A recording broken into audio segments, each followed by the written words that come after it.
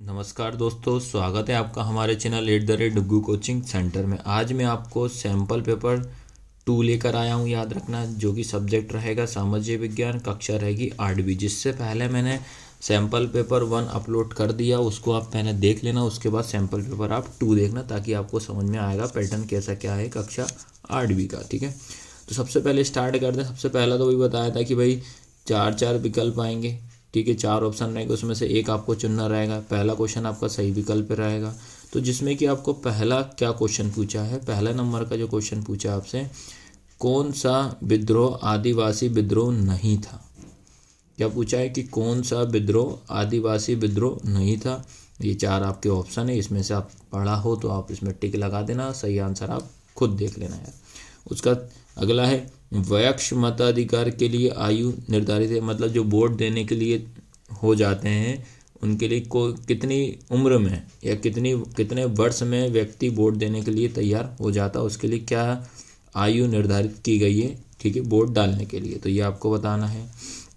उसके बाद, मृदा को उपजाऊ बनाने में कौन सा तत्व महत्वपूर्ण है। इन 4 में से कौन सा है जो मिट्टी जो होती है उसको उपजाऊ किस तरीके से बना सकते हैं, वो आपको लिखना है। उसके बाद है, वंदे मातरम गीत की रचना किसने की। यार ये तो क्वेश्चन गलत जाना ही नहीं चाहिए ये वाला तो। ठीक है, ये 4 में से आपको ऑप्शन देखना कौन सा इसका सही है। इसके बाद अगला है, विद्यालय के छात्र छात्राओं में अनुशासन व सैन्य अभिरुचि जागृत करने हेतु कोर का गठन किया गया है। किस कोर का गठन किया गया, तो ये आप इसमें 4 में से आपको ऑप्शन बताना है। ठीक है, उसके बाद सेकंड जो स्टार्ट होता है बेटा, खाली स्थान, जो कि अपन इसको बोलते हैं रिक्त स्थान। ठीक है, रिक्त स्थान आ रहा है। तो इसमें पहला क्या पूछा है, पृथ्वी की आंतरिक शक्तियों द्वारा विपरीत दिशाओं के दबाव से निर्मित पर्वत खालिस्तान कहलाते हैं। उसके बाद, कलकत्ता में सुरेंद्रनाथ बनर्जी ने खालिस्तान की स्थापना की थी। उसके बाद, अंटार्कटिका खालिस्तान गोलार्ध में स्थित है। उसके बाद अगला नेक्स्ट है, धरातल और मानचित्र के बीच अनुपातिक संबंध को खालिस्तान कहते हैं। ये आपको बताना है खालिस्तान में। अब यहाँ से जो स्टार्ट हो रहा है बेटा, क्वेश्चन आंसर स्टार्ट हो रहा है। क्या है, नीचे दिए गए प्रश्नों के उत्तर संक्षिप्त में लिखिए। प्रत्येक प्रश्न के 3 अंक निर्धारित हैं। पहला है, स्थानीय स्वशासन का जनक किसे कहा जाता है।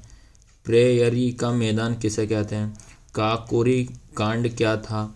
वैश्वीकरण के कोई 3 लाभ लिखना है। अगला है, ऑस्ट्रेलिया महाद्वीप का सबसे बड़ा रेल मार्ग कौन सा है। फिर अगला, वस्तु निर्माण की प्रक्रिया में संयोजन किसे कहा जाता है। तो ये प्रश्न क्रमांक 3 था।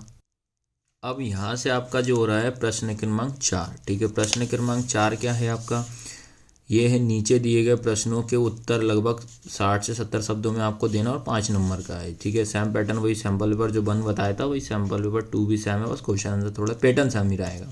पहला है, खिलाफत आंदोलन क्यों चलाया गया था। दूसरा, पंचशील के नियम लिखिए। पंचशील के आपको नियम लिखना है। उसके बाद, ऑस्ट्रेलिया की जलवायु का वर्णन करना है। 19वीं शताब्दी में चलाए गए धार्मिक व सामाजिक आंदोलन का भारतीय समाज पर क्या प्रभाव पड़ा है, किन्हीं 2 का वर्णन करना है। उसके बाद, खरीफ और रबी की फसलों में अंतर आपको पढ़ना है। फिर थल सेना में अधिकारी वर्ग के पद क्रम रैंक सूची का चार्ट बनाना है। उद्योगों के प्रमुख अवयव कौन कौन से हैं, किसी एक का वर्णन आपको करना है। ठीक है, ये थे। अब उसके बाद यहाँ से स्टार्ट हो रहा है आपके प्रश्न क्रमांक 5। ठीक है, प्रश्न क्रमांक 5 क्या है, नीचे दिए गए प्रश्नों के उत्तर लगभग 100 से 125 शब्दों में लिखना। प्रत्येक के 7 नंबर आपको निर्धारित करना है। पहला है, होम रूल आंदोलन की स्थापना कब हुई एवं इसका भारतीय राजनीति पर क्या प्रभाव पड़ा, ये आपको बताना है। इसके अथवा में क्या पूछा है, स्वराज दल का गठन किसने किया, इसके 5 प्रमुख उद्देश्य आपको लिखना है। उसके बाद, संयुक्त राष्ट्र की स्थापना कब हुई थी, इसके गठन के 4 उद्देश्य लिखना। अथवा में इसके पूछा, जल प्रदूषण के प्रमुख कारण कौन कौन से हैं, जल प्रदूषण का इसे रोकने के कोई 3 उपाय लिखना। मैं तो सिंपल एक क्वेश्चन आपको बता दे रहा हूँ, 101% आएगा। प्रदूषण से रिलेटेड एक अच्छे से पढ़ के चलें, जल प्रदूषण, वायु प्रदूषण, ध्वनि प्रदूषण, मृदा प्रदूषण। इससे एक क्वेश्चन आपका फाइनल पेपर में जरूर आएगा 5-7 नंबर का। ये अच्छे से आप कवर कर लेना इसको तो। ठीक है, इसके बाद अगला थर्ड वाला है, बी आकार की नदी घाटी की सर्वोच्च रेखाओं को द्वारा दर्शाना है। अथवा में क्या पूछा, पठार को समोच्च रेखाओं द्वारा दर्शाइए, ये दोनों में से एक करना है। उसके बाद फिर आएगा आपका ऑस्ट्रेलिया महाद्वीप के रेखा मानचित्र में निम्नलिखित को दर्शाना है।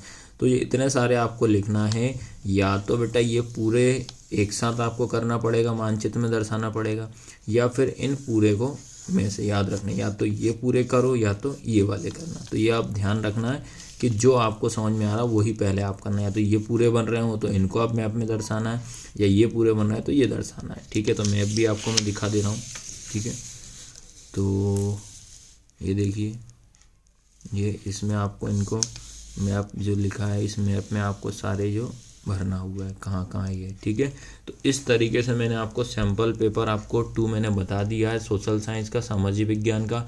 अब जो लेकर आ रहा हूँ मैं सामाजिक विज्ञान का सैम्पल पेपर 3 लेकर आ रहा हूँ। ठीक है, धन्यवाद।